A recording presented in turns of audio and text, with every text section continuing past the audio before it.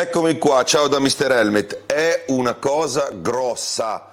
Statemi a sentire e mi ringrazierete, anche se sembro ironico, sono serio, anche se sembra clickbait, non lo è.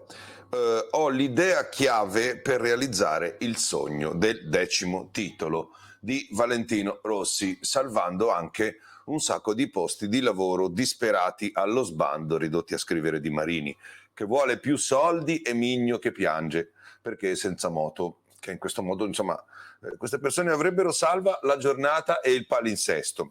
Ma soprattutto guardiamo al lato positivo, quello della salvezza di tanti tifosi della mia età o poco più giovani, e tanti altri che sono tifosi ereditari ma che, non essendo ancora coscienti nel 2009 in quanto troppo giovani, non hanno mai visto Valentino vincere niente che non sia la 100 km dei campioni o il rally di Monza.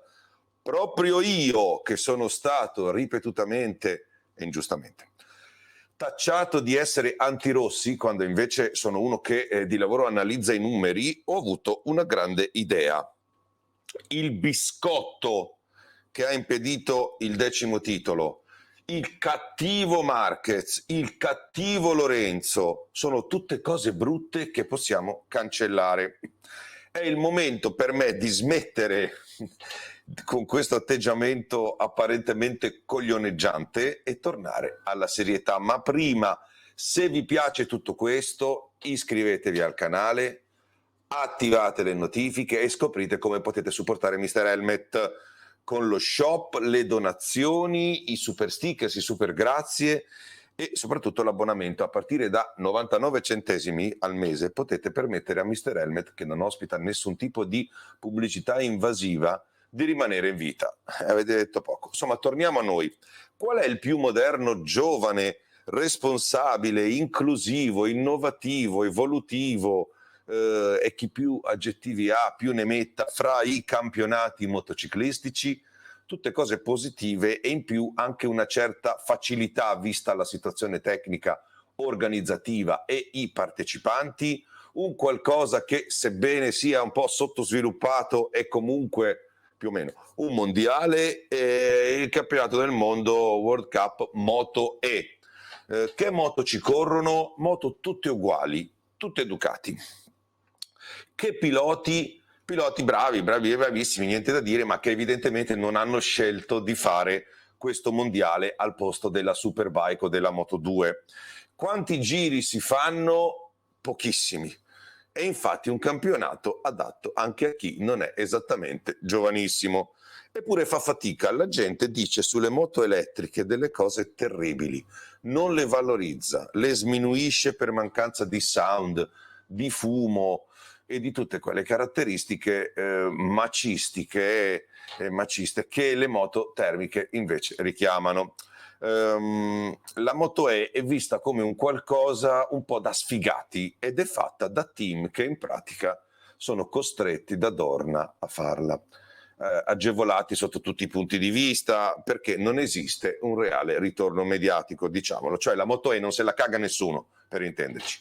Fino a che la Moto E non sarà l'unica forma di motociclismo, non decollerà mai. E io stesso, come Mr. Helmet, se ne voglio parlare, la devo infilare in mezzo ad altre cose se voglio essere ascoltato. Non è giusto e io sono contro le ingiustizie. Eppure c'è un rimedio e si chiama Valentino Rossi, la leggenda che ha trasformato nel credo collettivo in gare serie anche il rally di Monza, che era andare avanti e indietro intorno a un palo facendo il giro, e la 100 km dei campioni, che è una gara che uno si organizza a casa sua con i suoi dipendenti, tipo Coppa Cobram di Fantozzi.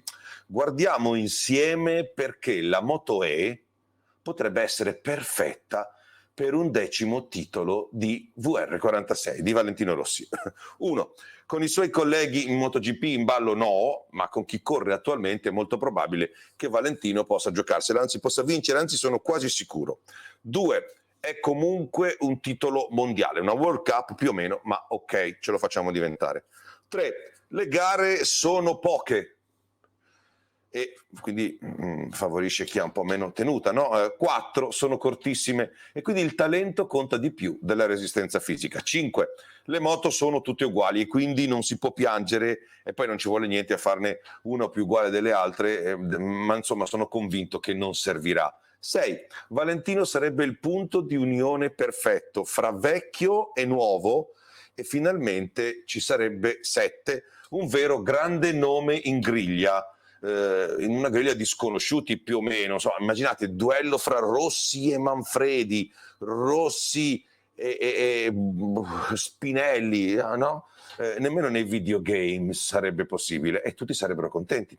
8, finalmente la categoria diventerebbe interessante e riporterebbe in pista e davanti alla TV tutti gli orfani delle due ruote che adesso non sanno che diavolo fare se non ripetere la storia del 2015 e frignare, eccetera, eccetera.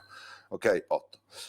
9, darebbe anche un po' di ossigeno alla VR46, appare che insomma a quanto pare non vende più come prima, giustamente Valentino si è ritirato e noi l'aiutiamo. Immagino già delle magliette eco-friendly con il materiale riciclato, perfettamente ecologiche, nuovo merchandising da vendere, figo, fan club, tutto, figo. 10 e soprattutto Valentino riuscirebbe a fare qualcosa che non è mai riuscito a fare, ovvero vincere qualcosa con la Ducati, che altrimenti...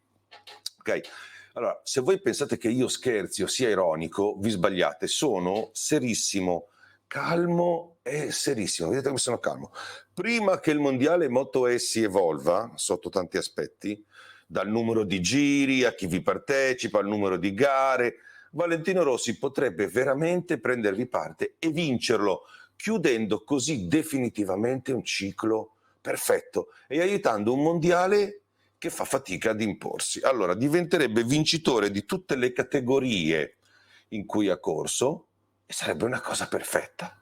Lo stesso Valentino Rossi darebbe valore, lui, perché c'è lui, e credibilità e prestigio ad una cosa che invece fa fatica ad averli e potrebbe attirare sponsor importanti che invece al momento mancano. Insomma, mi meraviglio che nessuno di quelli pagati per fare un certo tipo di giornalismo ci abbia ancora pensato e che ci abbia dovuto pensare io. Boh, che ne dite? Ciao da Mr. Helmet.